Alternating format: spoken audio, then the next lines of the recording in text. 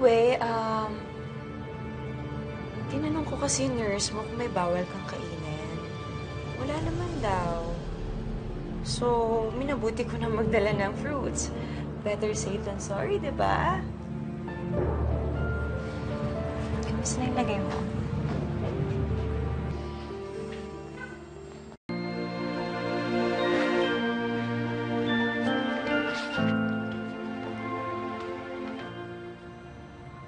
Better now.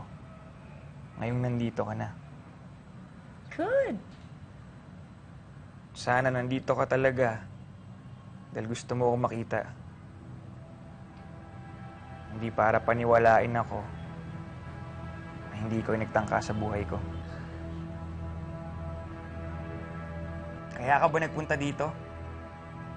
Para hindi kita pagbintangan?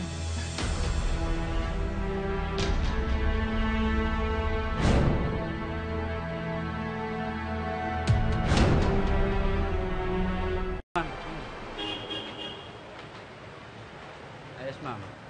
Patingin na po. Bibisita lang kay Mr. Edward Salazar. Okay, ma'am. Check ko lang, mama.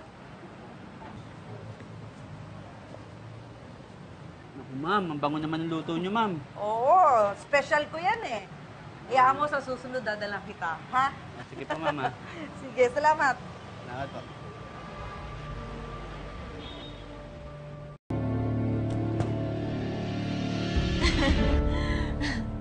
Magkano tamang hinala, Edward?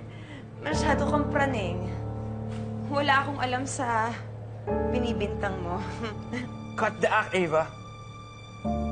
Parehas naman natin alam na kaya ka pumunta dito para hindi kita paghinalaan.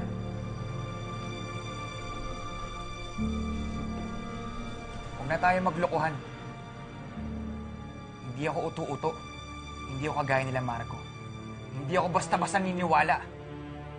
Alam mo yung sinasabi ko. Bitawan mo ako! Ano ba?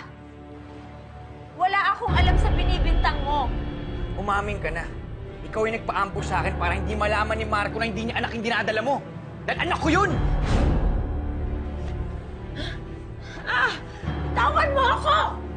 Eva, hindi ka na makakawala. Akin ka na.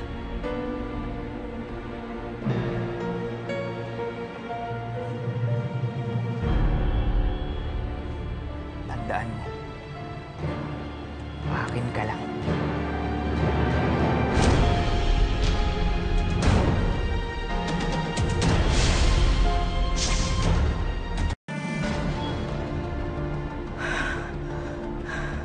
Diyos ko, salamat po at nalaman ko ang katotohanan.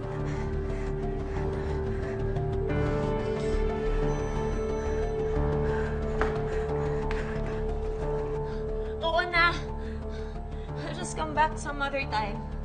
Tandaan mo. Akin ka na. Akin ka lang. You're crazy.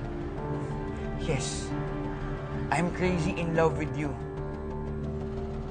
And you never know what crazy things I might do. Hindi ka na makakawala sa akin. Nabigyan ako ng pagkakataon na maging akin ka. Sa tingin mo, papakawalan pa kita.